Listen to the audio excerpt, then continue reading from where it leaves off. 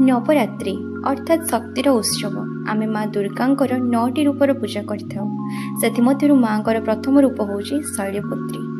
वंदे वांछित लाभाए चंद्राधिकृत शिखरम वृषारूढ़ सुलंधरम शैलपुत्री यशस्विनी। मथारे अर्धचंद्र, डाहाण हाथ में त्रिशूल, बाम हाथ में पद्म धरी नंदी उपरे बसी था माँ दुर्गा प्रथम अवतार माँ शैलपुत्री।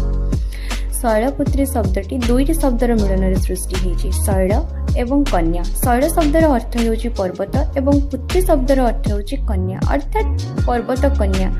माता सती निजर देहत्याग कर सारिबा परे पुनर्बार संसार को पर्वत कन्या रूप में फेरी आसते, तेणु माँ को शैलपुत्री कहुए।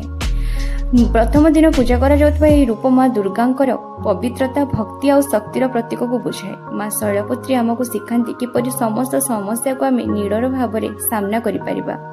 माँ शैलपुत्री